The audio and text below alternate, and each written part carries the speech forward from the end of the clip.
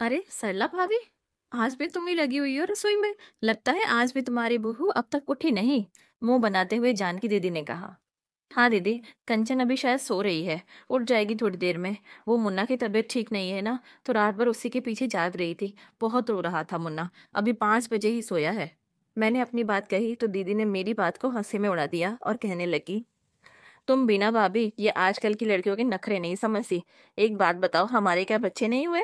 वे क्या रात को परेशान नहीं करते थे? अरे बच्चे हैं तो परेशान तो करेंगे ना। फिर हम क्या उठकर सुबह काम नहीं करते थे? चाहे कुछ भी हो जाए, सुबह के 6 बजे उठ ही जाते थे।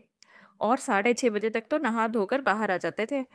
और एक ही ये महारानी है, 8:30 बज गए हैं, अब तक तो सो रही है। और तुम कह रही हो कि मुन्ना रोया था इसीलिए अब तक सो रही है।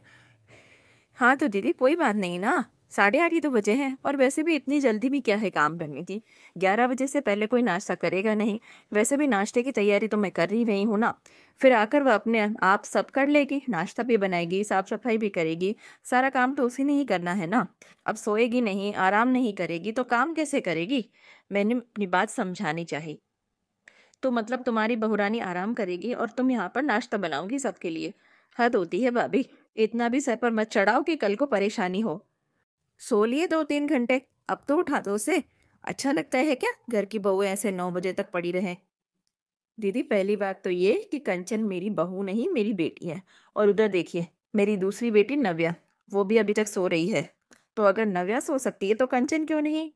क्योंकि वह घर की बहू है, इसीलिए उसे सुबह जल्दी उठना चाहिए। फिर चाहे करने के लिए कुछ काम ही ना हो, लेकिन जल्दी उठना चाहिए, तैयार होकर बैठ जाना चाहिए। ये कहाँ की समझदारी है दीदी?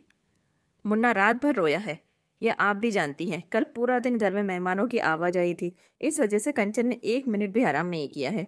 तो क्या उस बच्ची को सोने का भी अधिकार नहीं है क्योंकि वह बहू है? और वैसे भी अगर वो लेट उठती है तो उससे मुझे कोई फर्क नहीं पड़ता, क्योंकि लेट उठने के बाद पूरे घर का काम वही करती है, सब कुछ वो संभालती है। तो फिर मैं कौन होती हूँ उसकी नींद खराब करने वाली? बच्ची आराम करेगी तभी आगे काम कर पाएगी। मशीन नहीं है, उसे भी आराम की जरूरत है, ठीक वैसे ही जैसे मेरी नव्या को। मैंने थोड़ा कड़क होकर समझाने की कोशिश की। वाह भाभी, तुम तो मुझे ही समझाने लगी। देख लेना बाद में पछताओगी। बेटी और बहू को बराबर मान कर बहुत बड़ी गलती कर रही हो। मेरा क्या है, मैं तो 2 दिन रहकर चली जाऊंगी, बाद में भुगतना तो तुम्हें ही पड़ेगा ना। कंचन को अपनी बेटी मानकर मैंने कोई गलती नहीं की है दीदी। प्रेम देंगे तभी प्रेम वापस मिलेगा। अगर आज मैं उस बच्ची के लिए खड़ी रहूंगी ना, तभी वह कल मेरे लिए खड़ी होगी। और रही बात बेटी और बहू को एक बराबर रखने की, तो क्यों ना रखूं मैं उन दोनों को एक बराबर। एक को मैंने जन्म दिया है तो दूसरे को भी मैं अपनी जिम्मेदारी पर उसके माता पिता से मांग कर झोली फैलाकर लेकर आई हूँ। और इसीलिए उसकी खुशियों की जिम्मेदारी मेरी है। वो मेरी जिम्मेदारी है कि उसे हर खुशी मिले जो मैं अपनी बेटी के लिए तलाशती हूँ। और यहाँ तो बात केवल लेट उठने की है, और मुझे कोई फर्क नहीं पड़ता कि वह जल्दी उठती है या लेट उठती है। रही बात बेटी और बहू को बराबर मान देने की, तो हाँ, एक नई शुरुआत कर रही हूँ मैं। समाज से, दुनिया से कुछ अलग कर रही हूँ मैं। तो कुछ तो लोग कहेंगे, लेकिन लोगों का काम है कहना। मुझे किसी की परवाह नहीं है, क्योंकि मैं जानती हूँ कि जब मुझे जरूरत होगी ना, तो मेरा साथ निभाने के लिए केवल मेरी यही दोनों बेटियां आएंगी। मैं तो आपको भी कहती हूँ, थोड़ा सा संभल जाइए और अपनी बहुओं को सम्मान दीजिए, प्यार दीजिए। बात बात पर ताने देना, उनके मायके वालों के लिए उल्टा सीधा बोलना, छोटी छोटी बातों को लेकर घर में कलेश करना बंद कर दीजिए ये सब कुछ, वरना बुढ़ापे में मुझे नहीं आपको पछताना पड़ेगा। तुम सही कहती हो भाभी, पछताना तो मुझे ही पड़ेगा, क्योंकि जिस तरीका का व्यवहार मैं अपनी बहुओं के साथ कर रही हूँ ना, वैसा ही व्यवहार मेरे साथ भी हुआ था। और जो नफरत आज मेरे दिल में अपनी सास के प्रति है ना, नफरत का वही बीज मैं अपनी बहुओं के मन में भी अपने लिए बो रही हूँ। उनकी छोटी छोटी बातों पर टीका टिप्पणी करके, उन्हें परेशान करके।